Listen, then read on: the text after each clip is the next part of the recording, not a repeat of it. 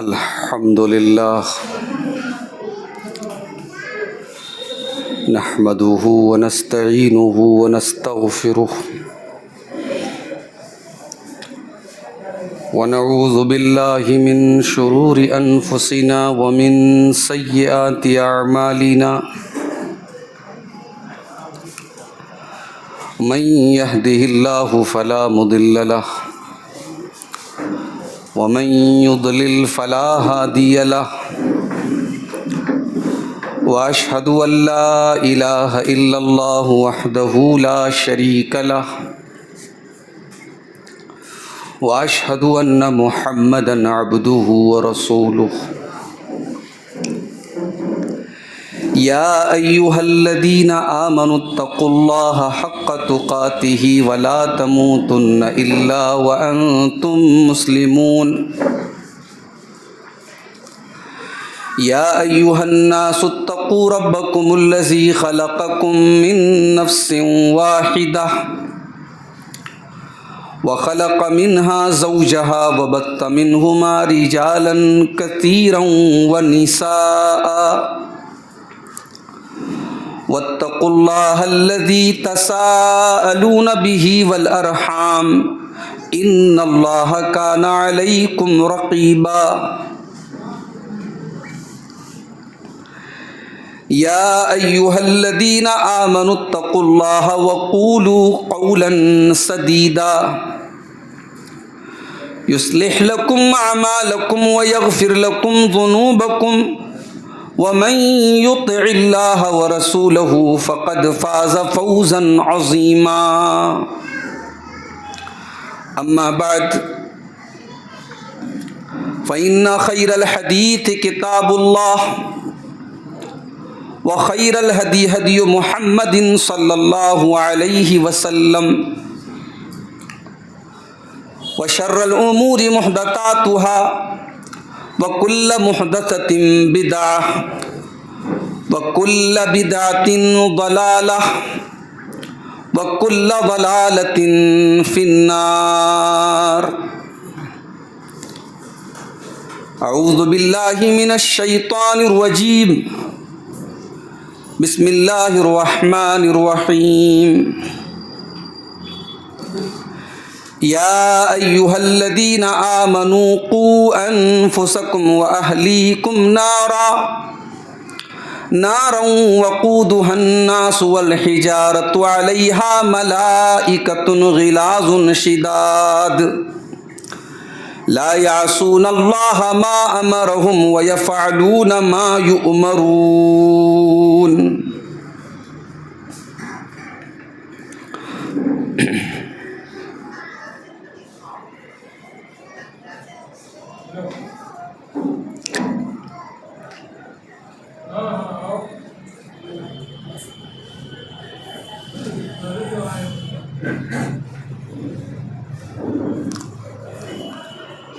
اعمال دیکھ کر ہم گردن چھپا کے روئے اعمال دیکھ کر ہم گردن چھپا کے روئے آنکھیں چھپا کے روئے آنسو بہا کے روئے اعمال دیکھ کر ہم گردن جھکا کے روئے آنکھیں چھپا کے روئے آنسو بہا کے روئے رخ زندگی کا موڑا آئے خدا کے در پر رخ زندگی کا موڑا آئے خدا کے در پر لب پر معافیوں کے نغمے سجا کے روئے کیسی تھی بے وفائی حد سے گزر گئے تھے کیسی تھی بے وفائی حد سے گزر گئے تھے رب کو منائیں کیسے ہم گڑ گڑا کے روئے، اعمال دیکھ کر ہم گردن جھکا کے روئے۔ چاہت میں اس جہاں کی کیا کیا گنوا دیا ہے، چاہت میں اس جہاں کی کیا کیا گنوا دیا ہے۔ دنیا کی دوڑ میں ہم خود کو ہرا کے روئے، اعمال دیکھ کر ہم گردن جھکا کے روئے۔ دکھ درد میں خوشی میں آنسو کی تھی روانی، دکھ درد میں خوشی میں آنسو کی تھی روانی، ناراضگی میں روئے رب کو منا کے روئے، اعمال دیکھ کر ہم گردن جھکا کے روئے، آنکھیں چھپا کے روئے، آنکھیں چھپا کے روئے۔ محترم علماء کرام، ذمہ داران جماعت، بزرگوں اور دوستوں، نوجوان ساتھیوں، ماؤں اور بہنوں، پیارے بچوں، میں بنارس سے تقریباً 6.5 گھنٹے کا سفر مسلسل کرتے ہوئے آپ کے بیچ میں پہنچا ہوں، اور جب یہاں پہنچا تو یہ معلوم ہوا کہ مجلس جمی ہوئی ہے اور لوگ انتظار میں ہیں، اور پروگرام اپنے وقت سے پہلے ہی تاخیر سے شروع ہو رہا ہے، اس لیے میں فوراً آپ کے سامنے حاضر ہوا ہوں۔ میں چاہتا ہوں بہت زیادہ آپ کا وقت نہ لیا جائے۔ گورکھپور جیسے شہر میں جہاں ہمارے عزیز دوست جناب جان عالم بھائی، جو اب اس وقت آپ کے اس شہر کی جماعت کے اللہ کے فضل و کرم سے ناظم بھی چنے گئے ہیں، ان کی دعوت پر بہت دنوں سے ان کا مطالبہ تھا گورکھپور شہر میں وقت دیا جائے۔ آج اتفاق سے کل بات ہوئی اور آج آنن فانن 24 گھنٹے کے اندر یہ پروگرام طے ہوا۔ اس پروگرام کو جن بھائیوں کی کوششوں سے، محنتوں سے، قربانیوں سے منعقد کیا گیا ہے، اللہ تعالیٰ ان سب کی اس نیکی کو قبول فرمائے، اور ہم تمام مرد و خواتین کا یہاں جمع ہونا، اکٹھا ہونا، اللہ اس کو قبول فرمائے، اور ہم سب کو کہنے سننے سے زیادہ عمل کی توفیق عطا فرمائے، آمین۔ میرے بھائیوں، یہاں ہم میں سے جتنے لوگ بیٹھے ہوئے ہیں، ہم سب کسی نہ کسی گھر کے ایک ممبر ہیں، کسی پریوار کے ایک سدسیہ ہیں۔ ہم اس دنیا میں اکیلے نہیں آئے ہیں، ہم اس دنیا میں ایک فیملی کے بیچ میں آتے ہیں۔ ہم پیدا ہوتے ہیں تو کوئی ہمارا باپ ہوتا ہے، کوئی ہماری ماں ہوتی ہے، کوئی بھائی ہوتا ہے، کوئی چاچا ہوتا ہے، کوئی تایا ہوتا ہے، کوئی دادا ہوتا ہے، کوئی نانا ہوتا ہے۔ ہم ان رشتوں کے بیچ میں پیدا ہوئے ہیں، اور انہی رشتوں سے گھر بنتا ہے، اور یہ جو گھر ہوتا ہے، معاف کیجئے گا، ہم اور آپ جب گھر کی بات آتی ہے تو ہمارے ذہن و دماغ میں ایک بلڈنگ آتی ہے، ایک اسٹرکچر آتا ہے۔ گھر کسی اسٹرکچر کا نام نہیں ہے، گھر کسی بلڈنگ کا نام نہیں ہے۔ گھر وہ پلیس ہے، وہ جگہ ہے جہاں رشتے ہوں۔ بھئی آپ عالیشان محل تیار کر دیں، لیکن اس میں باپ کے دل میں اگر اولاد کی محبت نہ ہو، اولاد کے دل میں باپ کا احترام نہ ہو، ماں کے سینے میں ماں کی ممتا نہ ہو، بچوں کا بچپن نہ ہو، بزرگوں کی دعائیں نہ ہو، رشتوں کی نرماہٹ نہ ہو، رشتوں کی گرماہٹ نہ ہو، تو تو پھر اس گھر کا کیا مطلب ہے؟ اسی لیے قرآن کہتا ہے وَإِنَّ أَوْهَنَ الْبُيُوتِ لَبَيْتُ الْعَنْكَبُوتِ، سب سے کمزور گھر مکڑی کا گھر ہوتا ہے۔ جانتے ہیں مکڑی کے گھر کو سب سے کمزور گھر کیوں کہا اللہ نے؟ اس لیے نہیں کہ مکڑی کا جو جالا ہوتا ہے وہ بڑا کمزور ہوتا ہے، نہیں، یہ تو تصویر کا ایک رخ ہے، سکے کا ایک پہلو ہے۔ جب آپ مکڑی کے بارے میں اسٹڈی کریں گے، غور کریں گے، تو آپ بڑی عجیب و غریب بات دیکھیں گے۔ مکڑی کے پریوار میں جو مکڑی ہوتی ہے، جو مادہ ہوتی ہے، وہ گھر چلاتی ہے، اور یہ جو نر ہوتا ہے یہ بیٹھا رہتا ہے۔ سب سے پہلا گڑبڑ کام تو یہی ہے، جس کو گھر چلانا چاہیے وہ نہیں چلا رہا ہے، مادہ چلا رہی ہے گھر، مکڑی چلاتی ہے، مکڑا نہیں چلاتا ہے۔ اور مکڑی کے بچے جب پیدا ہوتے ہیں تو پیدا ہونے کے بعد جب وہ جوان ہوتے ہیں تو سب سے پہلے اپنی ماں کو کھا جاتے ہیں۔ اس جانور کے یہاں پریوار نام کی کوئی چیز نہیں ہے، محبت نام کی کوئی چیز نہیں ہے۔ اسی لیے اللہ تعالیٰ نے ان اوہن البیوت، دا موسٹ، سب سے کمزور، سب سے نازک گھر قرار دیا ہے مکڑی کے گھر کو۔ تو میرے بھائیوں، ہم سب ایک گھر سے جڑے ہیں، اور یہ جو گھر ہوتا ہے یہ گھر ہمیں سکون دیتا ہے۔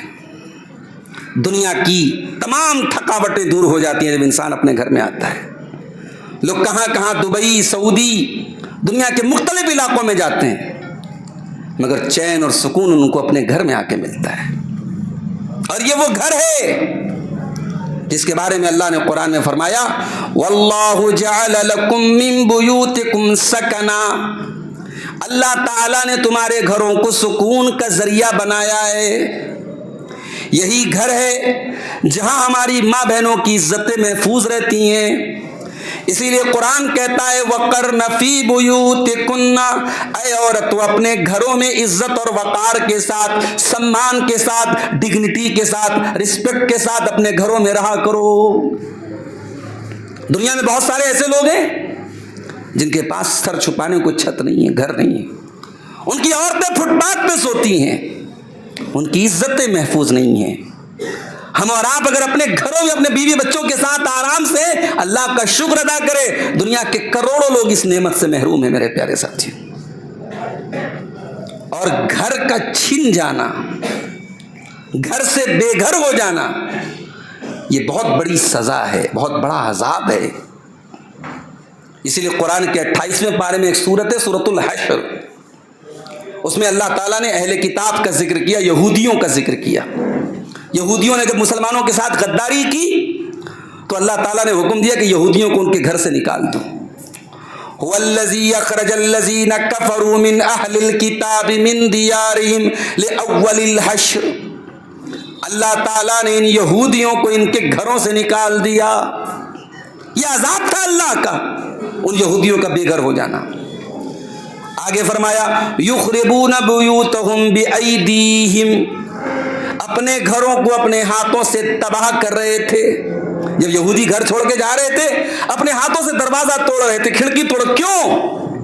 ہمارے بعد کوئی یہاں رہنے نہ پائے، کوئی رہے تو سکون سے نہ رہے، اپنا گھر اپنے ہاتھ سے توڑ کے جا رہے تھے۔ اللہ نے کہا کہ یہ بھی عذاب تھا ہمارا۔ انسان بڑی محنت سے اپنا گھر بناتا ہے، بڑی محنت سے میٹیریل اکٹھا کرتا ہے، بڑے شوق سے گھر بناتا ہے۔ اللہ نہ کرے کبھی وہ دور آئے کہ انسان کو اپنا گھر خود توڑنا پڑے۔ تو آج کی میری جو تقریر کا عنوان ہے وہ کیا ہے کہ ہم اپنے گھروں کو کیسے بہترین گھر بنائیں۔ اب بہترین گھر سے مراد یہاں میں دنیاوی اسٹینڈرڈ کی بات نہیں کر رہا ہوں کہ صاحب ہم ٹائلز کیسا لگائیں، ہم جو ہے ماربل کیسا بچھائیں، ہم پینٹ کون سا لگائیں، ہم فین کون سا لگائیں، ہم اے سی کیسی لگائیں، نہیں، یہ تمام چیزیں یہ دنیا کے ماہرین جو عمارت ہوتے ہیں، جن کا ایک فن ہوتا ہے گھروں کو بنانا اور سنوارنا، وہ یہ کام کریں گے۔ ہم یہ بتائیں گے کہ ہمارے گھروں کو ایک بہترین اسلامی گھر کیسے بنائیں، ہمارا گھر وہ گھر کیسے ہو جائے جو اللہ کو چاہیے، جو رسول کو چاہیے، جو شریعت کی نظر میں ایک بہترین گھر ہے. یہ آج کا ہمارا ٹاپک ہے. اور موسم بھی بہت گرم ہے. میرج ہال کے اندر ہم لوگ بیٹھے ہوئے ہیں, آپ حضرات بھی بڑے صبر اور سکون سے سن رہے ہیں. تو میں چاہوں گا کہ بہت فوکس کر کے, بہت ٹو دا پوائنٹ باتیں آپ کے سامنے رکھی جائیں. بہت طویل گفتگو نہیں ہوگی انشاءاللہ. تو گھر کو ہم بہترین گھر کیسے بنائیں, اس کو سمجھنے کے لیے سب سے پہلے قرآن کریم کی جو آیت میں نے آپ کے سامنے پڑھی ہے خطبہ مسنونہ کے بعد, یہ سورہ تحریم کی آیت نمبر 6 ہے, قرآن کے 28ویں پارے کی آیت ہے. یا ایھا الذین آمنوا قوا انفسکم واہلیکم نارا, اے ایمان والو اپنے آپ کو اور اپنے گھر والوں کو جہنم کی آگ سے بچاؤ. غور کیجیے گا, ہمیں اپنے گھر کو کس سے بچانا ہے؟ جہنم کی آگ سے بچانا ہے. انسان جتنا بھی خود غرض ہو جائے اپنے پریوار سے محبت کرتا ہے. دنیا میں کسی سے محبت کرے یا نہ کرے, کسی کا فائدہ چاہے یا نہ چاہے, اپنے پریوار, اپنی فیملی, اپنے گھر والوں کے متعلق انسان بڑا سینسٹیو ہوتا ہے, بڑا حساس ہوتا ہے. انسان پرائم منسٹر کیوں نہ ہو جائے, انسان راشٹرپتی کیوں نہ ہو جائے, پریوار کی فکر کرتا ہے. حضرت ابراہیم علیہ السلام کو جب اللہ نے کہا کہ ہم تمہیں لوگوں کا امام بنانے والے ہیں, وَإِذِ ابْتَلَىٰ إِبْرَاهِيمَ رَبُّهُ بِكَلِمَاتٍ فَأَتَمَّهُنَّ قَالَ إِنِّي جَاعِلُكَ لِلنَّاسِ إِمَامًا. اللہ نے کہا ابراہیم ہم تمہیں انسانوں کا امام بنانے والے ہیں, تمہیں مانوتا کا, انسانیت کا لیڈر بنانے والے ہیں, تمہیں قائد بنانے والے ہیں. قَالَ وَمِن ذُرِّيَّتِي, ابراہیم کہتے ہیں اللہ میری اولاد کا کیا ہوگا, میری ذریت کا کیا ہوگا؟ اللہ نے فرمایا لا ینال عہد الظالمین. اے ابراہیم تمہاری اولاد اگر تمہارے نقش قدم پہ چلے گی, نیک بنے گی, توحید والی بنے گی, ایک اللہ کے آگے سر جھکانے والی بنے گی, اللہ کی فرما بردار بنے گی, اے ابراہیم تمہاری اولاد کو بھی وہی مقام دیں گے جو تم کو دے رہے ہیں, ان کو بھی امام بنائیں گے. لیکن اے ابراہیم ہم تمہاری اولاد میں جو ظالم ہو جائے گا, جو نافرمان ہو جائے گا, جو اللہ کی شریعت کا باغی ہو جائے گا, اے ابراہیم ہمارا اس سے کوئی وعدہ نہیں ہے. ابراہیم کو اپنی اولاد کی فکر ہے. کبھی دل پہ ہاتھ رکھ کے سوچو میرے بھائیوں, ہمیں اور آپ کو اپنی اولاد کی, اپنے گھر والوں کی آخرت کی کتنی فکر ہے. بیٹا جوان ہو جائے, کما کے نہ لائے تو باپ برا بھلا کہتا ہے, ماں تانے مارتی ہے, بیوی برا بھلا کہتی ہے. جوان ہو گئے, ہٹے کٹے ہو, کیوں کماتے نہیں ہو, کیوں کام نہیں کرتے؟ اس لیے کہ ہمیں معلوم ہے جوان انسان کمائے گا نہیں, بیٹھ کے کھائے گا تو ایک نہ ایک دن پریشان ہو جائے گا, اس کی دنیا خراب ہو جائے گی. او لوگو تم اپنے بچوں کو ڈانٹتے ہو دنیا کی تباہی سے بچانے کے لیے, دنیا کی بربادی سے بچانے کے لیے. کیا آپ نے کبھی اپنے بچوں کی آخرت کو بچانے کے لیے, کیا اپنے بچوں کی آخرت کو برباد ہونے سے بچانے کے لیے کیا کبھی آپ نے اپنے بچوں کو ڈانٹا؟ نہیں ڈانٹا. دنیا بننی چاہیے, آخرت بگڑتی ہے تو بگڑ جائے, یہ ہماری سوچ ہے میرے بھائیوں. قرآن کہتا ہے بل تؤثرون الحیات الدنیا والآخرۃ خیر وابقا. میرے بندو یہ دنیا کی زندگی تو چند دنوں کی زندگی ہے, آج ہے کل نہیں ہوگی, لیکن آخرت کی زندگی تو فار ایور ہے, وہ تو ہمیشہ ہمیشہ رہنے والی ہے. میرے بندو تم دنیا آخرت کو چھوڑ کے دنیا کو کیوں ترجیح دیتے ہو؟ قرآن کہہ رہا ہے کہ اپنے گھر والوں کی کو آگ سے بچاؤ. احمد آباد کے پلین کریش کا معاملہ دیکھا آپ نے؟ ابھی ہمارے ایک ساتھی نے ایک ویڈیو بھیجا نوئیڈا کا, کسی ظالم بہو نے, کسی ظالم ساس نے اور ان کے گھر والوں نے بہو کو زندہ جلا دیا جہیز کی ڈیمانڈ کی جاتی.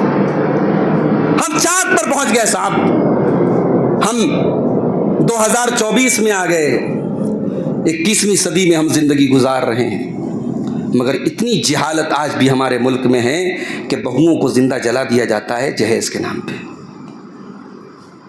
اس سے اندازہ لگائیے کہ ہمارا سماج آج بھی کہاں پر کھڑا ہوا ہے.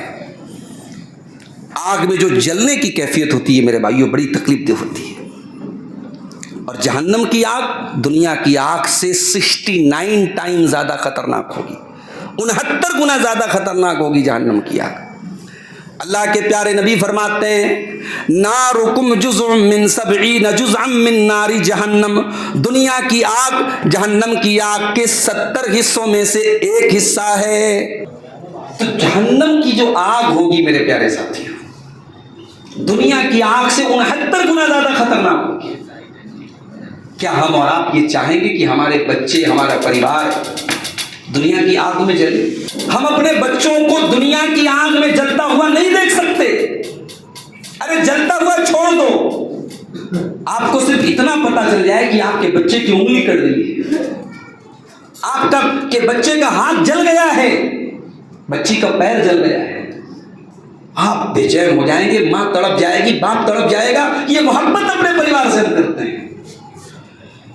اللہ قرآن کے 28ویں پارے میں پیغام دے رہا ہے، یا ایھا الذین آمنوا، اے ایمان والو، قوا انفسکم، بچا لو اپنے آپ کو، واہلیکم، اور اپنے گھر والوں کو، اپنے پریوار کو، نارا، اس آگ سے، وقودھا الناس والحجارہ، جو LPG گیس سے نہیں جلے گی، جو پیٹرول اور ڈیزل سے نہیں جلے گی، جو کیروسین سے نہیں جلے گی، وقودھا الناس والحجارہ، جو آگ پتھروں سے جلے گی، جو آگ انسانوں سے جلے گی، علیہا ملائکۃ غلاظ شداد، اور اس جہنم کے جو داروغہ ہوں گے، اس جہنم کے جو رکھوالے ہوں گے، وہ بڑے سخت قسم کے فرشتے ہوں گے، لا یعصون اللہ ما امرہم، وہ اللہ تعالیٰ کے کسی حکم کی کوئی نافرمانی نہیں کریں گے، ویفعلون ما یؤمرون، اور اللہ جو حکم دے گا اس کو وہ مانیں گے۔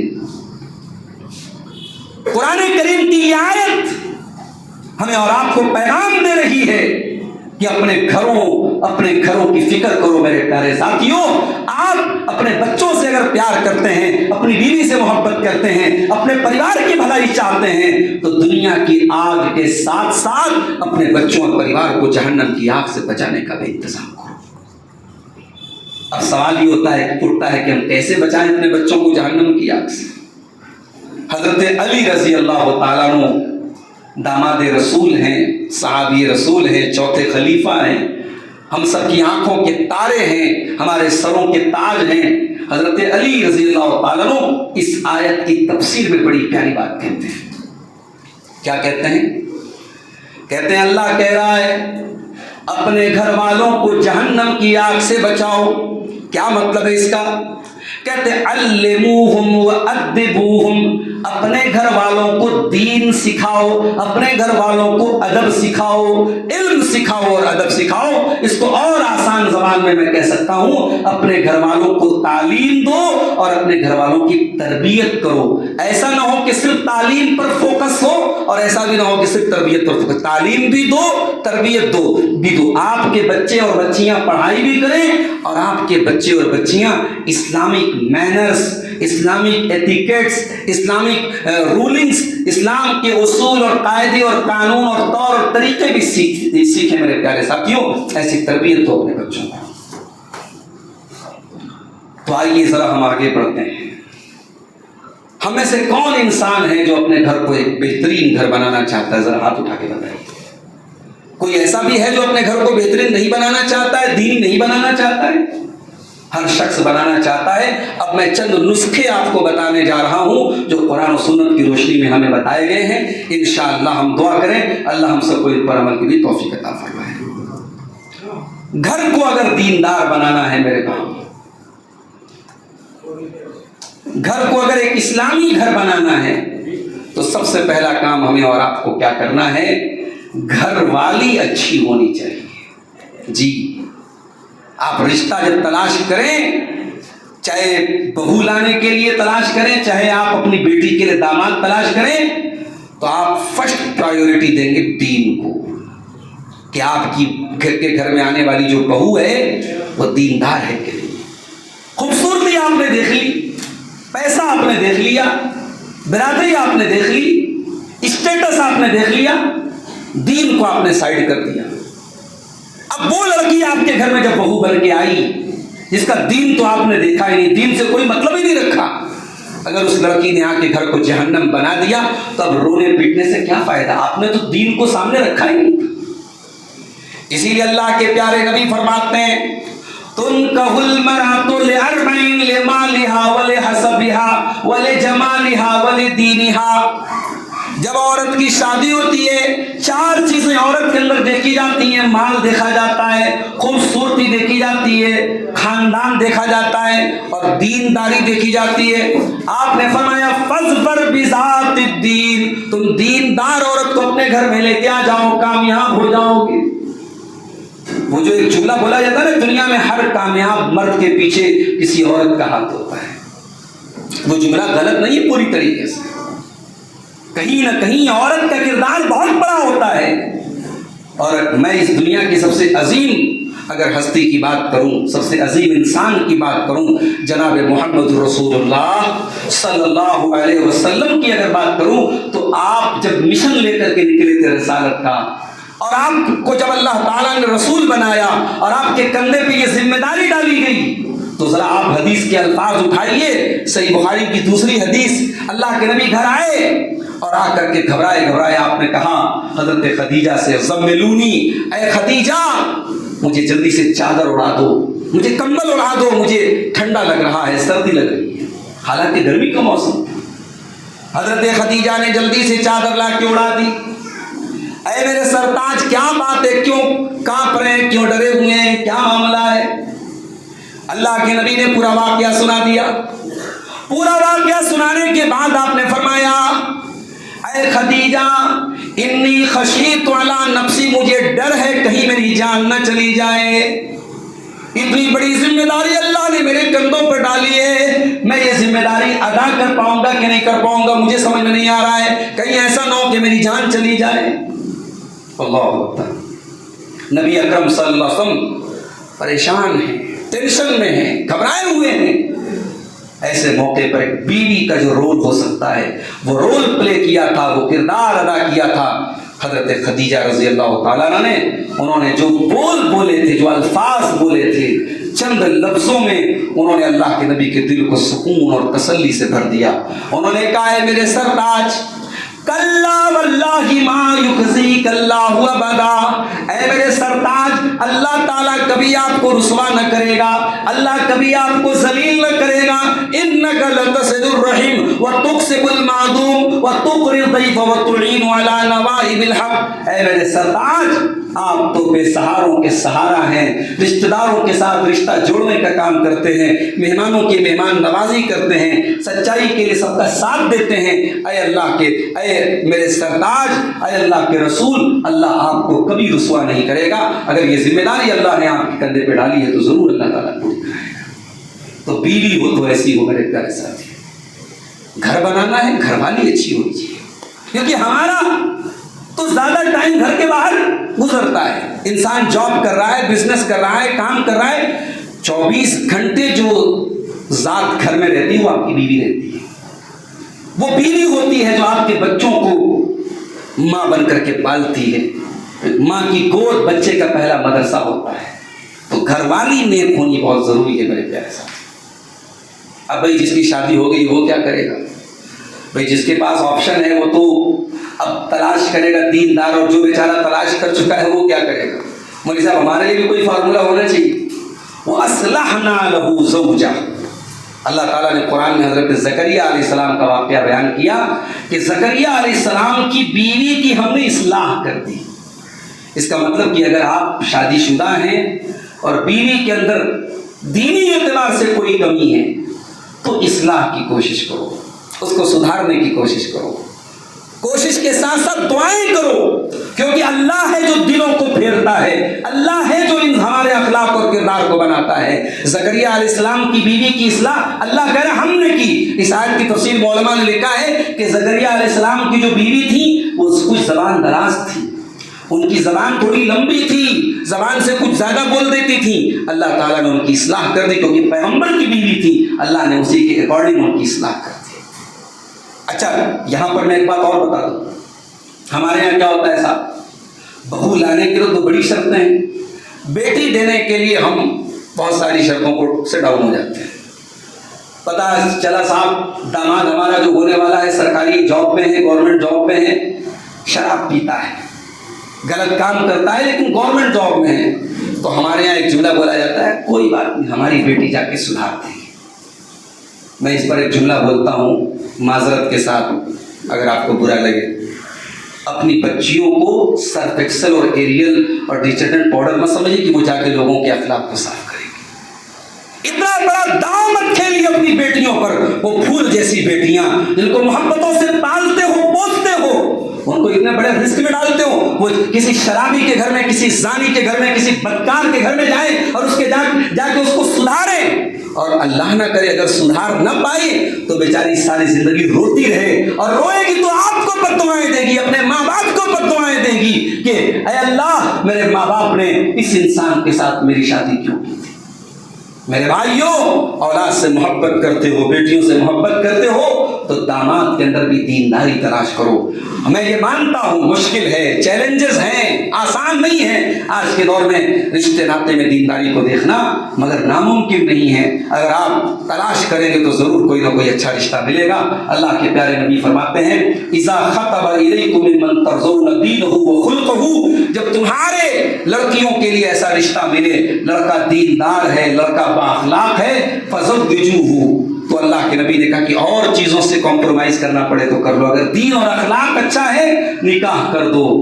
حضرت امام حسن بصری کے پاس ایک آدمی آیا، اس نے کہا کہ میری بیٹی کے بڑے رشتے آ رہے ہیں، میری بیٹی کے بڑے رشتے آ رہے ہیں، آپ بہت بڑے امام ہیں، بہت بڑے عالم دین ہیں، میں آپ سے پوچھنا چاہتا ہوں میں اپنی بیٹی کی شادی کس سے کروں، رشتے بہت آ رہے ہیں۔ حضرت امام حسن بصری نے کہا زوجھا التقی، اپنے بیٹی کی شادی کسی متقی انسان سے کرنا، اگر وہ متقی انسان تمہاری بیٹی سے محبت کرے گا تو عزت کے ساتھ رکھے گا، محبت کرے گا تو عزت کے ساتھ رکھے گا، اور اگر محبت نہیں بھی کرے گا تو ذلیل نہیں کرے گا، رسوا نہیں کرے گا، اپنی بیوی کو کبھی رسوا نہیں کرے گا۔ سلف صالحین میں سے ایک انسان اپنی بیوی سے بڑا پریشان تھے، بات لیک ہو گئی، کسی نے آ کے پوچھا کہ بھائی ہمیں معلوم ہوا ہے کہ آپ کی بیوی بڑی بد زبان ہے، بڑی بدتمیز ہے، آپ بتائیے کیا صحیح بات ہے؟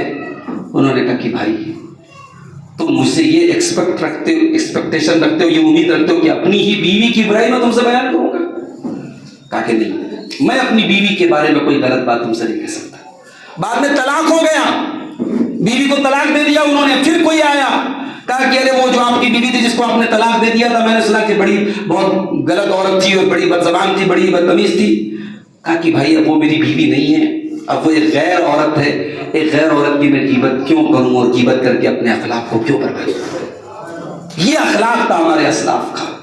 میرے ساتھیوں، یہ اخلاق دینداری کے ذریعے پیدا ہوتا ہے۔ اپنے گھروں کو اگر دیندار بنانا ہے، رشتے ناطے کی بنیاد دینداری پر کیجیے۔ اور ایک بات اور کہنا چاہوں گا، اپنے بچوں اور بچیوں کی صحیح وقت پر شادی کیجیے، شادی میں بلا وجہ تاخیر نہ کیجیے۔ جو بہت ساری شرطیں لگا کے ہم بیٹھے ہیں شادیوں میں، اپنی شرطوں کو کم کیجیے۔ یہ دور بڑا نازک دور ہے میرے ساتھی، یہ دور بڑا نازک دور ہے، اور اب گورکھپور سے بنارس تک اور لکھنؤ سے لے کر دلی تک کوئی شہر اور کوئی قصبہ ایسا نہیں بچا ہے جہاں اس طریقے کے واقعات سننے کو نہ آ رہے ہوں۔ مسلمان لڑکی کسی مشرک کے ساتھ فرار ہو گئی، مسلمان لڑکی مرتد ہو گئی، مسلمان لڑکی نے اپنے ماں باپ کی عزت کو خطرے میں ڈال دیا۔ یہ تمام واقعات یہ بتا رہے ہیں حالات بہت نازک ہیں، اور ہمیں بہت سمجھداری اور سوجھ بوجھ سے کام لینا پڑے گا۔ لڑکیوں کی جب عمر ہو جائے شادی کے قابل تو ان کی شادی میں تاخیر مت کیجیے، اور اگر آپ تاخیر کریں گے تو نبی کا جملہ سن لیجئے، اللہ کے نبی نے فرمایا اگر آپ شادی میں تاخیر کریں گے تکن فتنۃ فی الارض وفساد عریض، تو زمین میں بہت فتنہ پھیلے گا اور فساد پھیلے گا۔ میرے پیارے ساتھیوں، گھر کو دیندار بنانا ہے، گھر کے اندر قرآن کی تلاوت کیجیے۔ ذرا اپنے دل پر ہاتھ رکھ کے بتائیے آخری بار آپ نے قرآن کو کب پڑھا تھا؟ واٹس ایپ پر میسج تو آپ ہر 2 منٹ میں چیک کرتے ہیں، فیس بک پر کوئی پوسٹ ڈالی، انسٹاگرام پر کوئی پوسٹ ڈالی تو بار بار چیک کرتے کتنے لوگوں نے لائک کیا۔ قرآن اللہ کا آخری میسج ہے، قرآن اللہ کا آخری پیغام ہے، اس کو آپ کتنی بار پڑھتے ہیں؟ اللہ کے پیارے نبی فرماتے ہیں جس گھر میں سورہ بقرہ پڑھی جائے ینفر الشیطان من البیت، اس گھر سے شیطان بھاگ جاتا ہے۔ یہ جو ہم بولتے ہیں نا گھروں میں جنات کا سایہ ہے، گھروں میں پھلاں ہے ڈکاں ہے، یہ سب ختم ہو جائے گا اگر گھروں میں قرآن پابندی سے پڑھو۔ اور جب قرآن پڑھو تو خود پڑھو، یہ کرائے کے ٹٹھوں کو بلا کے صاحب قرآن خوانی کروا رہے، یہ مناسب بات نہیں۔ قرآن خود پڑھو، اپنے گھر والوں سے پڑھاؤ، اور ایک ٹائم نکال لو کہ صاحب ہمیں ڈیلی قرآن پڑھنا ہے، آدھا گھنٹہ پڑھو، 1 گھنٹہ پڑھو، لیکن قرآن ڈیلی پڑھو۔ گھر کو دیندار بنانا ہے، گھر کے اندر اللہ کا ذکر ہونا چاہیے۔ اللہ کے نبی نے فرمایا جس گھر میں اللہ کا ذکر ہوتا ہے وہ گھر زندہ ہے، اور جس گھر میں اللہ کا ذکر نہیں ہوتا ہے وہ گھر مردہ ہے۔ اگر ہمارے گھروں میں اللہ کا نام نہیں لیا جاتا، ہمارے گھر 24 گھنٹے گانے بجانے میوزک سے تو گونجتے ہیں، ہمارے گھروں میں کوئی ماشاء اللہ، کوئی سبحان اللہ، کوئی الحمدللہ، کوئی لا الہ الا اللہ پڑھنے والا نہیں ہے، تو معاف کرنا، ماربل چاہے جتنا شاندار ہو، ٹائلز جتنے شاندار ہو، بلڈنگ چاہے جتنی عالیشان ہو، وہ گھر مردہ ہے۔ اللہ کے نبی فرما رہے وہ گھر مردہ ہے جس گھر میں اللہ کا نام نہ لیا جائے۔ اپنے گھروں کو نماز سے آباد کرو میرے ساتھیوں، اپنے گھروں میں نماز کا ماحول پیدا کرو۔ کاروبار اپنی جگہ ہے، تجارت اپنی جگہ ہے، گھر کے کام اپنی جگہ ہے، نماز اپنی جگہ ہے۔ قرآن کہتا ہے میرے نیک بندے وہ ہیں رجال لا تلہیہم تجارت ولا بیع عن ذکر اللہ، میرے نیک بندے کاروبار کے باوجود، بزنس کے باوجود جب نماز کا ٹائم آ جاتا ہے وہ نماز سے اور اللہ کے ذکر سے غافل نہیں ہوتے ہیں، وہ ٹائم سے نماز پڑھتے ہیں۔ نماز میں کوئی کوتاہی مت کیجیے۔ اللہ کے پیارے رسول فرماتے ہیں مروا اولادکم بالصلاۃ وهم ابناء 7 سنین، جب تمہارے بچے 7 سال کے ہو جائیں ان کو نماز کا حکم دو، اور 10 سال کے ہو جائیں اور نماز نہ پڑھے تو ان کی پٹائی کرو۔ بچوں کی پٹائی تک کرنے کا حکم دیا اللہ نے۔ میری پیاری ماں اور بہنوں، جب آپ مسلح بچھائیں تو اپنی چھوٹی بچی کے لیے ایک مسلح بچھائیں، بچی کو بچپن سے عادت ڈالیں نماز کی، بچیوں کو سکھائیں، بچوں کو سکھائیں وضو کا طریقہ، نماز کا طریقہ۔ قرآن کہتا ہے وَأَمُرْ أَهْلَكَ بِالصَّلَاةِ وَاسْتَبِرْ عَلَيْهَا، خود بھی نماز کی پابندی کرو اور اپنے گھر والوں کو، اپنے بال بچوں کو بھی نماز کا حکم دو۔ اللہ کے نبی رات میں تہجد پڑھتے تھے۔ کبھی ایسا ہوتا تھا کہ آپ تہجد پڑھ رہے ہیں، حضرت عائشہ سو رہی ہیں، تو اللہ کے نبی صلی اللہ علیہ وسلم تہجد کے دوران تو نہیں اٹھاتے تھے، جب وطر کا ٹائم آتا تھا، جب وطر کی نماز اللہ کے نبی کو پڑھنا ہوتا تھا تو آپ حضرت عائشہ کو اٹھاتے تھے اور کہتے تھے یا عائشہ قومی فاوتری، اے عائشہ اٹھو اور وطر کی نماز پڑھو۔ یہ ماحول ہونا چاہیے۔ وہ بڑے خوش نصیب لوگ ہیں راتوں میں تہجد پڑھیں اور بیوی بھی ساتھ میں تہجد پڑھے۔ اللہ کے پیارے نبی نے فرمایا رحم اللہ رجلا قام من اللیل، اللہ تعالیٰ رحمت نازل کرے اس مرد کے اوپر جو رات میں اٹھ کر کے تہجد کی نماز پڑھتا ہے اور اپنی بیوی کو بھی اٹھاتا ہے، اور بیوی انکار کر دے تو بیوی کے چہرے پر پانی چھڑک دیتا ہے، اور اللہ رحمت نازل کرے اس عورت کے اوپر جو رات میں اٹھ کر کے تہجد کی نماز پڑھتی ہے اور اپنے شوہر کو بھی اٹھاتی ہے۔ میرے پیارے ساتھیوں، جس طریقے سے دنیا کی چیزوں میں آپ اپنی فیملی کو شامل کرتے ہیں، نماز میں بھی اپنے بچوں کو شامل کیجیے۔ اب چونکہ لائٹ بھی جا چکی ہے، گرمی بہت زیادہ ہو رہی ہے، میں اب بات کو سمیٹتے ہوئے ایک بات اور کہنا چاہتا ہوں۔ بھائی برتن کے اندر ہمیں بہت اچھی چیز ڈالنا ہے، تو پہلے برتن کے اندر سے گندگی کو نکالنا ضروری ہے، برتن کو صاف کرنا ضروری ہے، گھر کو کچھ چیزوں سے صاف کرنا بھی بہت ضروری ہے اگر گھر کو دیندار بنانا ہے میرے ساتھی۔ گھر کو سب سے پہلے تصویروں سے پاک کر دو۔ ٹھیک ہے ڈیجیٹل موڈ میں موبائل میں تصویریں آپ کے پاس موجود ہیں جن سے بچنا بہت مشکل ہے، اور موبائل کی کیمرے کی تصویروں کے بارے میں چلو ایک حد تک گنجائش بھی نکل سکتی ہے، اگر اس میں غلط تصویریں نہ ہوں، غیر محرم کی تصویریں نہ ہوں، اپنے اور اپنے پریوار کی تصویریں آپ نے موبائل میں رکھی ہیں تو چلو ایک حد تک اس کی گنجائش نکل سکتی ہے، مگر شادی کے البم اور شادی کے فریم بنا بنا کے کمروں میں لگانا، اس کی گنجائش کہاں سے ہو جائے گی؟ بڑے سخت الفاظ ہیں اللہ کے پیارے نبی کے۔ آپ نے فرمایا کہ جس گھر میں تصویر ہوتی ہے لا تدخل ملائکۃ الرحمہ، اس گھر میں رحمت کے فرشتے داخل نہیں ہوتے۔ جس گھر میں تصویر ہو، جس گھر میں کتے ہوں، اس گھر میں رحمت کے فرشتے داخل نہیں ہوتے ہیں۔ اس لیے اپنے گھر کو تصویروں سے پاک کرو، گھروں کو شرکیہ چیزوں سے پاک کرو۔ یہ گھروں میں جو آپ نے لٹکا کے رکھا ہے خیر و برکت کے لیے، اور نیچے الٹی سیدھی گنتیاں لکھی ہیں، یہ گنتیاں یہ آپ کے گھر میں برکت پیدا کریں گی؟ اتنا ایمان کمزور ہو گیا؟ یہ اپنے بچوں کے پیر میں اور ہاتھ میں اور گلے میں دھاگے باندھ کے یہ عقیدہ رکھتے ہو یہ دھاگا بندھا ہے تو بچے کو نظر نہیں لگے گی؟ اپنے عقیدے کو اتنا کمزور مت کرو میرے پیارے ساتھی۔ قرآن کہتا ہے وَإِن يَمْسَسْكَ اللَّهُ بِضُرٍّ فَلَا كَاشِفَ لَهُ إِلَّا هُوَ، اے اللہ کے نبی اگر اللہ تعالیٰ آپ کو بھی کوئی تکلیف پہنچانا چاہے تو اللہ کے سوا کوئی دور کرنے والا نہیں ہے۔ قرآن کہتا ہے کہ جو بھی اس کائنات میں ہو رہا ہے وَمَا تَسْقُطُ مِن وَرَقَةٍ، ایک پتا بھی اگر زمین پہ گرتا ہے اِلَّا يَعْلَمُهَا، اس پتے کے گرنے کے بارے میں اللہ تعالیٰ کو معلوم ہے۔ تو یہ تعویذ لٹکانا، یہ خیر و برکت کے نام پہ نقش لٹکانا یہ جائز نہیں کہ صحیح نہیں، بلکہ علماء نے تو یہاں تک لکھا ہے کہ قرآن کی آیات کو بھی ڈیکوریشن کے لیے گھر میں آیت الکرسی کو آپ ڈیکوریشن کے لیے لگا رہے تو غلط ہے۔ آپ اگر سورہ اخلاص کو ڈیکوریشن کے لیے گھر میں لگا رہے تو غلط ہے۔ قرآن کی آیتیں ڈیکوریشن کے لیے، ہاں اگر اس لیے آپ نے آیت الکرسی لگایا ہے کہ بار بار ہماری نظر پڑے گی، ہم پڑھیں گے، تلاوت کریں گے، بار بار آپ کو میمورائز ہو جائے گی، آپ کو بار بار دہرانے کے لیے، تو اچھی چیز ہے، کوئی حرج کی بات نہیں۔ قرآن کی آیتوں کو آپ ڈیکوریٹ کرنے کے لیے گھر میں سجانے کے لیے لگائیں، یہ مناسب بات نہیں ہے میرے ساتھی۔ گھر کو ایک اور چیز سے پاک کرنا ضروری ہے اور وہ ہے بے پردگی۔ اور بے پردگی کی جب بات آئی ہے تو کان کھول کے سن لیجیے۔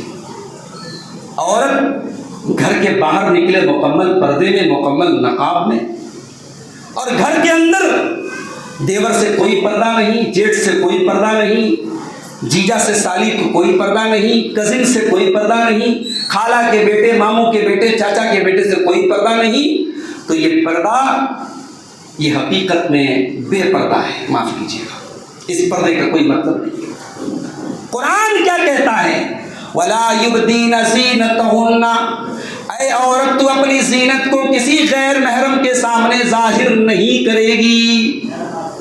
اب عورت کی زینت کیا ہے؟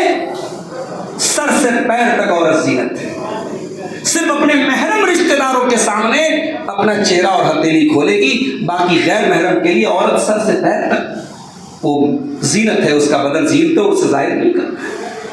اور اگر آپ کو یہ لگتا ہے کہ مولانا صاحب یہ کس دور کی آپ بات کر رہے ہیں، یہ تو بڑی پرانے دور کی آپ بات کر رہے ہیں، تو سن لیجئے، یہ عبدالغفار سلفی کا فتویٰ نہیں ہے، کسی عالم کا فتویٰ نہیں ہے، یہ قرآن کی آیت پڑھ رہا۔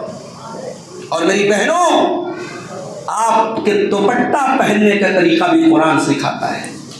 اس کا مطلب یہ ہوا کہ عورت کا پردہ یہ کوئی چھوٹا موٹا ٹاپک نہیں ہے، اتنا بڑا ٹاپک ہے کہ قرآن میں اللہ نے یہ بتایا کہ عورت اپنے جسم پر جب وہ دوپٹہ اوڑھے گی تو دوپٹہ کیسے اوڑھے گی۔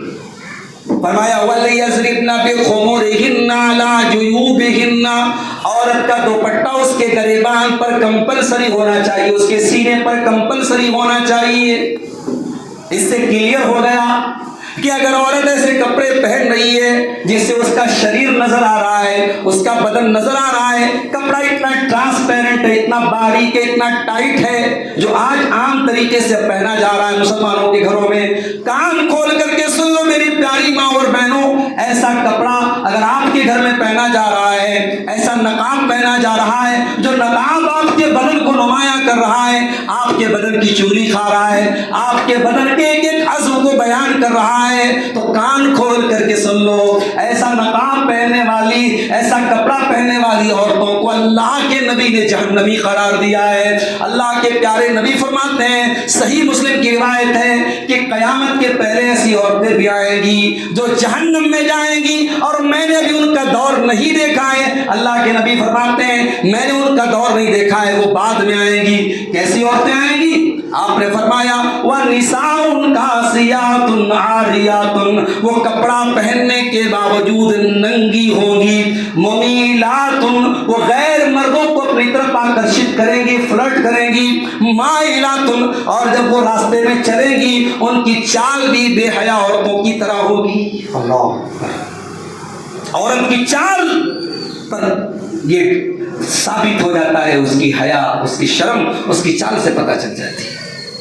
اللہ تعالیٰ نے قرآن کریم میں حضرت موسیٰ کا واقعہ بیان کیا. جب حضرت موسیٰ مدین پہنچے اور مدین ایک کنویں کے پاس انہوں نے دیکھا کہ دو عورتیں اپنے جانوروں کو لے کے کنارے کھڑی ہیں. حضرت موسیٰ نے پوچھا کیا بات ہے, کیوں کھڑی ہو؟ تو ان عورتوں نے کہا کہ یہ مردوں کی لائن لگی ہے اور مردوں کی لائن میں جا کے ہم اپنے جانوروں کو پانی پلائیں یہ ہمیں مناسب نہیں لگتا ہے. ہمارا باپ بوڑھا ہے, بیمار ہے, ہم کو یہ کام کرنا پڑ رہا ہے. حضرت موسیٰ نے ان کی بکریوں کو لیا اور جا کر کے پانی پلا دیا اور بکری ان کے حوالے کر دی. اب وہ دونوں لڑکیاں جب گھر گئیں اور باپ کو جا کے سنایا کہ ایک نوجوان نے ہماری ہیلپ کی, ہماری مدد کی, تو دونوں لڑکیوں میں سے ایک لڑکی واپس آئی. اب جب وہ واپس آئی ہے تو قرآن کی آیت اللہ بیان کرتا ہے فَجَاءَتْ إِحْدَاهُمَا تَمْشِي عَلَى اسْتِحْيَاءٍ. موسیٰ علیہ السلام کے پاس ان دونوں لڑکیوں میں سے ایک لڑکی شرما شرما کے چلتے ہوئے آئی. اللہ نے اس لڑکی کا نام مینشن نہیں کیا, اس لڑکی کی خوبصورتی مینشن نہیں کی, اس لڑکی کی سرابے کو اللہ نے بیان نہیں کیا. اللہ نے بیان کیا کہ وہ لڑکی شرما شرما کے چل رہی تھی. میری پیاری ماں اور بہنوں, اس کی حفاظت کرو. عورت اپنے میک اپ کے ذریعے خوبصورت نہیں ہوتی, عورت اپنے زیورات کے ذریعے خوبصورت نہیں ہوتی, عورت اپنی حیا کی وجہ سے خوبصورت ہوتی ہے. عورت کا اصل گہنا اس کی حیا ہے, عورت کا اصل زیور اس کی حیا ہے. اپنے گھروں کو بے حیائی سے بچاؤ اور مردوں کو بھی بے حیائی سے بچنا چاہیے. یہ ایک طرفہ کام نہیں چلے گا. جس گھر میں بھائی کی گرل فرینڈز ہوگی وہاں بہن کے بھی کچھ بوائے فرینڈ ضرور ہوں گے. جس گھر کا بھائی 14 فروری کو ویلنٹائن ڈے منانے کسی اور کی بہن کو پھول دینے جائے گا تو اس کے گھر کے کسی کونے میں بھی پھول مل جائے گا. میرے پیارے ساتھیوں, دنیا میں مکافات کا اصول بھی جاری ہوتا ہے. اللہ تعالیٰ دنیا میں بھی بہت ساری چیزوں کی سزا دیتا ہے. اس لیے گھر کے جو نوجوان مرد حضرات ہیں ان کو بھی اپنے کردار کی حفاظت کرنا ضروری ہے. اگر گھر کو دیندار بنانا ہے تو گھر کے مردوں کا بھی باحیا ہونا ضروری ہے, با کردار ہونا ضروری ہے, اپنی شرمگاہ کی حفاظت کرنا ضروری ہے. اللہ کے نبی نے فرمایا 2 چیزوں کی گارنٹی لے لو, میں جنت کی گارنٹی دیتا ہوں. ایک زبان کی گارنٹی لے لو, ایک شرمگاہ کی گارنٹی لے لو. اور آگے بڑھیے. گھر کو ایک اور چیز سے پاک کرنا ضروری ہے اور وہ چیز یہ ہے کہ گھر کے اندر اگر آپس میں کوئی حسد اور کینہ کپٹ چل رہا ہے, ایک دوسرے کے حقوق مارے جا رہے ہیں, تو خبردار اس چیز کو بھی گھر سے صاف کر دو. کیوں اپنے دلوں میں اپنے بھائی کے لیے کینہ لے کے بیٹھے ہو؟ کیوں نند کے دل میں بھابھی کے لیے کینہ ہے, کیوں بہو کے دل میں ساس کے لیے کینہ ہے, کیوں ساس کے دل میں بہو کے لیے کینہ ہے؟ میری پیاری ماں بہنوں, میرے پیارے بھائیوں, اللہ تعالیٰ جنت کے بارے میں کہتا ہے کہ جب جنتی جنت میں جائیں گے اللہ تعالیٰ ان کے دلوں سے ہر قسم کے کینے کو صاف کر دے گا. کینہ کپٹ لے کر کے انسان جنت میں نہیں جا سکتا. اس کا مطلب یہ ہوا کہ دنیا میں اگر جنت والی زندگی گزارنی ہے تو دل کو کینے سے پاک کر لو, دل کو حسد سے پاک کر لو, دل میں کسی کے لیے بغض و حسد نہ پالو. میرے بھائیوں, میری بہنوں, ایک صحابی اللہ کے نبی کے پاس آتے ہیں. اللہ کے نبی اپنے صحابہ سے کہتے ہیں ابھی دیکھنا اس دروازے سے ایک صحابی آنے والے ہیں اور وہ صحابی جنتی ہیں. لوگوں نے دیکھا ایک انصاری صحابی وضو کر کے آ رہے ہیں, داڑھی سے وضو کا پانی ٹپک رہا ہے اور ہاتھوں میں جوتا چپل لے کے چلے آ رہے ہیں. لگاتار 3 دن تک ایسا ہوتا ہے. اللہ کے نبی صحابہ سے کہتے ہیں جنتی آنے والا ہے اور وہی انصاری صحابی اسی حالت میں چلے آ رہے ہیں. حضرت عبداللہ بن عمرو بن عاص نے لگاتار 3 دن تک جب یہ سنا تو انصاری صحابی کے پیچھے پیچھے گئے اور جب انصاری صحابی اپنے گھر میں داخل ہونے لگے حضرت عبداللہ بن عمرو نے کہا کہ بھائی میرے باپ سے میرا کچھ جھگڑا ہو گیا ہے اور میں 3 دن تک آپ کے گھر میں رہنا چاہتا ہوں, اگر آپ کی پرمیشن ہو. کہ کوئی بات نہیں, آپ رہ سکتے ہیں میرے گھر. صحابہ کرام کے گھر بہت بڑے نہیں تھے مگر دل بہت بڑے تھے. ہمارے ہاں دل بہت بڑے ہیں, ہمارے گھر بہت بڑے ہیں مگر دل بہت چھوٹے ہو گئے. مہمان ایک ٹائم کا کھانا کھا لے تو پیشانی پر بل پڑ جاتا عورتوں کے, کہ مہمان آ گیا, روٹی زیادہ بنانی پڑے گی, سالن زیادہ بنانا پڑے گا. آج مہمان کے نام پہ ماتھے پہ سلوٹیں آ جاتی ہیں. میرے بھائیوں, 3 دن کی اجازت مانگی حضرت عبداللہ نے. انصاری صاحب نے کہا کوئی بات نہیں, گھر میں لے کے چلے آئے. حضرت عبداللہ کہتے 3 دن تک کنٹینیو میں صحابی کے ساتھ رہا, انصاری صحابی کے ساتھ. میں نے کوئی اسپیشل چیز نوٹ نہیں کی ان کے اندر. جب 3 دن گزر گیا میں نے کہا بھائی میں 3 دن تک آپ کے ساتھ رہا, مجھے کوئی خاص چیز آپ کے اندر نظر نہیں آئی. اب مجھے یہ سمجھ میں نہیں آ رہا ہے کہ اللہ کے نبی نے آپ کو بار بار جنتی کیوں کہا ہے. ایسا کون سا عمل کرتے ہیں جو ہم نہیں کرتے ہیں؟ انصاری صحابی نے کہا کہ اے میرے بھائی، میرے اندر کوئی اسپیشل خاص بات نہیں ہے. ایک چیز ہے، ہو سکتا ہے اسی وجہ سے اللہ کے نبی نے یہ بات کہی ہو، لا اجد فی قلبی غشا لاحد من المسلمین، میں اپنے دل میں کسی مسلمان کے لیے کینہ کپٹ نہیں رکھتا ہوں. میرے دل میں کسی کے لیے دھوکہ دھڑی نہیں ہے، میں فراڈ نہیں کرتا ہوں کسی کے ساتھ. میرے بھائیوں، میری بہنوں، اپنے دلوں کو کینہ اور کپٹ سے پاک کرو. گھر کو دیندار بنانا ہے، اپنے بچوں اور بچیوں پر نظر رکھو. ان کے دوست کون لوگ ہیں؟ آپ کی بیٹی کی سہیلیاں کون ہیں؟ آپ کی بیٹی گرلس کالج میں پڑھتی ہے، آپ یہی سوچ کے بڑے اطمینان سے بیٹھے صاحب ہماری لڑکی تو گرلس کالج میں پڑھتی ہے. اتنا کافی نہیں ہے کہ آپ کی بیٹی گرلس کالج میں پڑھتی ہے.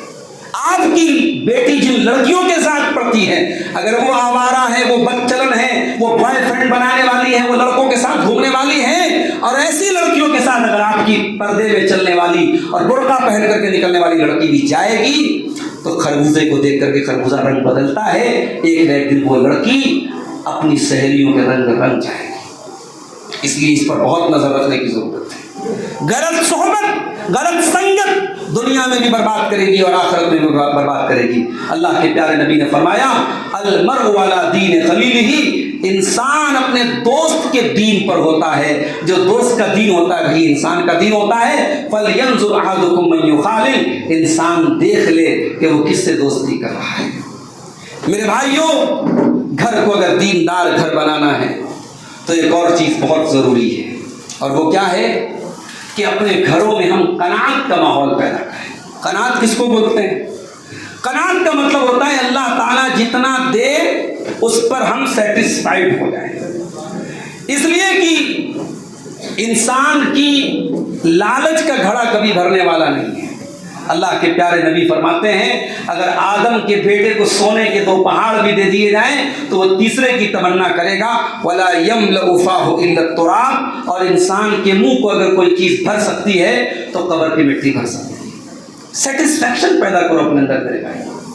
اللہ نے جو دیا ہے بہتر کی تلاش کرو، بہتر کی محنت کرو.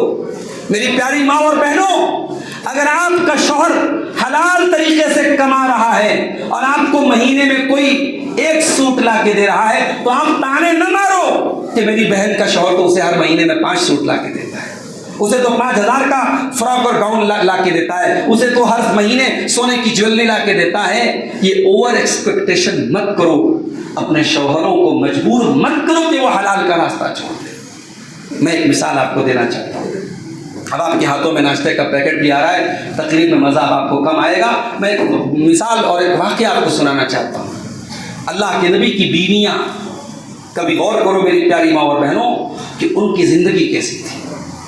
آج تو صاحب ہمارے گھروں میں فریج بھی ہے، واشنگ مشین بھی ہے، اور مکسر گرائنڈر بھی ہے، گیس کا چولہا بھی، ساری نعمتیں موجود ہیں. اس کے بعد بھی عورتوں سے پوچھو کہ بھائی کیسی زندگی گزر رہی ہے تو کبھی ان کا منہ سیدھا نہیں رہے گا، ہمیشہ شکایت ہی ملے گی، بس گزر ہو رہی ہے. اللہ کی بندیوں، اللہ کے نبی کی بیویاں جو اس امت کی سب سے بہترین عورتیں تھیں، ان کا گھر کیسا تھا؟ صحابہ کہتے ہیں نبی کے کمرے میں گئے، مٹی کا فرش ہے، کھجوروں کا چھپر ہے، کھجوروں کے کھمبے کا پلر ہے، اور نبی کے چھوٹے چھوٹے کمرے، اتنی چھوٹی چھت ہے کہ ہاتھ بڑھاؤ تو ہاتھ چھت میں ٹچ کر جائے.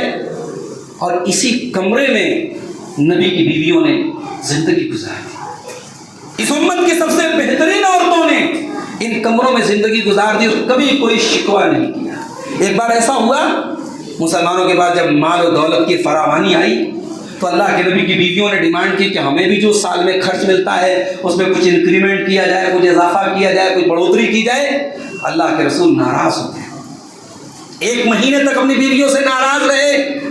قرآن کی آیت نازل ہو گئی، یا ایھا النبی قل لأزواجک ان کنتن تردن الحیاۃ الدنیا وزینتها فتعالین امتعکن واسرحکن سراحا جمیلا. اے نبی اپنی بیویوں سے کہہ دیجیے، اے نبی کی بیویوں، اگر تم کو دنیا کی دولت چاہیے، دنیا کا کپڑا لتا چاہیے، دنیا کا زیور چاہیے، دنیا کا عیش و آرام چاہیے، آ جاؤ، میں کپڑا بھی دے دیتا ہوں، میں زیور بھی دے دیتا ہوں، میں پیسہ بھی دیتا ہوں، لیکن پھر تم نبی کے گھر میں نہیں رہ پاؤ گی، میں عزت کے ساتھ تم کو ودا کر دیتا ہوں، رخصت کر دیتا ہوں۔ وَإِن كُنتُنَّ تُرِدْنَ اللَّهَ وَرَسُولَهُ وَالدَّارَ الْآخِرَةَ فَإِنَّ اللَّهَ أَعَدَّ لِلْمُحْسِنَاتِ مِنكُنَّ أَجْرًا عَظِيمًا۔ اور اے نبی کی بیویوں، اگر اللہ سے محبت کرتی ہو، رسول سے محبت کرتی ہو اور آخرت میں اپنا گھر بنانا چاہتی ہو تو ایسے ہی زندگی کاٹ دو، نبی کے ساتھ نیکی کرتی رہو، اللہ تمہیں بہت ثواب دے گا، بہت بڑا اجر دے گا۔ جب قرآن کی یہ 2 آیت نازل ہوئی، اللہ کے نبی اپنی بیوی حضرت عائشہ کے پاس آئے، کہا کہ عائشہ ایک بات کہنا چاہتا ہوں۔ اے عائشہ جلدی مت جواب دینا، سوچ سمجھ کے دینا، ہو سکے تو اپنے ماں باپ سے مشورہ کر کے جواب دینا۔ کہا ہے اللہ کے نبی ایسی کون سی بات ہے؟ نبی نے قرآن کی یہی 2 آیتیں پڑھ کے سنائی۔ کہا کہ عائشہ اللہ تم کو چوائس دے رہا ہے، چاہو تو دنیا کی دولت لے لو، مجھے چھوڑ کے چلی جاؤ، اور چاہو تو میرے ساتھ روکھا سوکھا کھا لو، کچے مکان میں رہ لو، اور آخرت میں نبی کی بیوی بن کے جنت میں رہو۔ اے عائشہ تم بتاؤ تمہاری چوائس کیا ہے؟ حضرت عائشہ کہتی ہیں اے اللہ کے نبی آپ نے کیسا سوال پوچھ لیا ہے؟ افی ھذا استامر ابویا، اے اللہ کے نبی کیا اس کے بارے میں مجھے اپنے ماں باپ سے مشورہ کرنا پڑے گا؟ نہیں، کوئی ضرورت نہیں ہے۔ اے اللہ کے نبی میرا جواب بالکل کلیئر ہے، میری چوائس بالکل کلیئر ہے۔ جب دنیا کے بدلے میں مجھے آخرت مل رہی ہے، اے اللہ کے نبی کان کھول کے سن لیجئے، میں اللہ کو چنتی ہوں، میں رسول کو چنتی ہوں، میں آخرت کا گھر چنتی ہوں، مجھے نہیں چاہیے دنیا کا ایشوارہ، مجھے نہیں چاہیے دنیا کی دولت۔ میری پیاری ماں اور بہن، یہ ماحول تھا نبی کی بیویوں کا، یہ مزاج تھا نبی کی بیویوں۔ ہمارا مزاج کیا ہے؟ ہم کبھی خوش نہیں ہوتے، کبھی اپنی زندگی پر سیٹسفائیڈ نہیں ہوتے۔ اگر آپ کو اپنی زندگی میں بڑے دکھ لگ رہے ہیں، بنارس کے کینسر ہاسپٹل میں، مجھے نہیں معلوم گورکھپور میں کینسر ہاسپٹل ہے کہ نہیں، بنارس کے کینسر ہاسپٹل کو میں نے دیکھا ہے، کبھی موقع ملے آپ جائیے اور دیکھیے تو کیسے ایڑی رگڑ رگڑ کے زندگی کی بھیک مانگتے ہیں، کیسے لوگ زندگی اور موت کی کشمکش میں زندگی گزارتے ہیں، کیسے لوگ اپنے گھروں کو چھوڑ کے اپنے مریضوں کو لے کے ہاسپٹلوں میں خار ہوتے ہیں، ذلیل ہوتے ہیں۔ اللہ نے اگر آپ کو ان بیماریوں سے محفوظ رکھا ہے، چین کی 2 ٹائم کی روٹی مل رہی ہے، بیوی وفادار ہے، بچے فرما بردار ہیں، اور کیا چاہیے میرے پیارے ساتھی؟ اللہ کے نبی کے ایک حدیث ہر انسان اپنے دماغ میں بٹھا لے، اس کو یاد کر لے۔ اللہ کے پیارے نبی صلی اللہ علیہ وسلم فرماتے ہیں کہ جس انسان کو اللہ تعالیٰ 3 چیزیں دیتے ہیں، 3 چیزیں جس کو مل جائیں سمجھو دنیا کا سب کچھ مل گیا۔ کیا کیا چیزیں ہیں؟ آپ نے فرمایا من اصبح منکم آمنا فی سربہ، جو چین کے ساتھ، امن کے ساتھ، شانتی کے ساتھ اپنے گھر میں رہ رہا ہے، معافن فی جسدہ، اور بدن میں کوئی بڑی بیماری نہیں ہے، آرام سے عافیت کے ساتھ رہ رہا ہے، اندہ قوت یومہ، اور 24 گھنٹے کی خوراک اس کے پاس موجود ہے۔ اللہ کے پیارے نبی فرماتے ہیں 24 سال کی بات نہیں کی آپ نے، 24 دن کی بات نہیں کی، صرف 1 دن کی خوراک اگر اس کے پاس ہے فَكَأَنَّمَا حِيزَتْ لَهُ الدُّنْيَا بِحَذَافِيرِهَا، تو سمجھو دنیا کی ساری دولت اس کو مل گئی۔ اس کو بولتے ہیں قناعت۔ وہ قناعت اپنے گھروں میں پیدا کر لو، اپنے بچوں کو بھی یہی سکھاؤ کہ بہت امیر بننے کی دوڑ مت کرو، سکون کے ساتھ اچھی زندگی گزارو، چین کی زندگی گزارو، سکون کی زندگی گزارو۔ اپنے بچوں کو لالچی مت بناؤ، اپنے بچوں کو دنیا کی ریس کا گھوڑا مت بناؤ، اپنے بچوں کو دیندار بناؤ میرے پیارے ساتھی۔ اور آخری بات بیان کر کے بات ختم کرتا ہوں میرے ساتھی، میں نے شروع میں آیت پڑھی تھی، اپنے آپ کو اور اپنے گھر والوں کو جہنم کی آگ سے بچاؤ۔ یہ کام میں نے طریقہ آپ کو بتایا، لیکن ان سارے طریقوں کے ساتھ ساتھ ہم اور آپ بہت کمزور ہیں، انسان ہیں، ہمارے بس کی بات نہیں ہے کہ اپنے گھر والوں کو ہم جہنم کی آگ سے بچا سکیں، اس لیے ہم دعا کا سہارا دیں۔ قرآن و حدیث میں کچھ دعائیں سکھائی گئی، ان دعاؤں کو یاد کر لیں، اور اپنے بیوی بچوں کے لیے وہ دعائیں پڑھا کریں. میں ایک دو دعا آپ کو سکھا دیتا ہوں, یاد کر لیجیے. ایک دعا جو حضرت ابراہیم علیہ السلام نے اپنی اولاد کے لیے کی, رب اجعلنی مقیم الصلاۃ ومن ذریتی, اے میرے پروردگار تو مجھے بھی نماز کا پابند بنا اور میرے بچوں کو بھی نماز کا پابند بنا. ایک دعا تو یہ یاد کر لیجیے. اور ایک دعا اپنے ماں باپ کے لیے ہر اولاد کو کرنی چاہیے. ماں باپ کی زندگی میں بھی کیجیے, ماں باپ کے انتقال کے بعد بھی کیجیے. بڑی چھوٹی سی دعا ہے, رب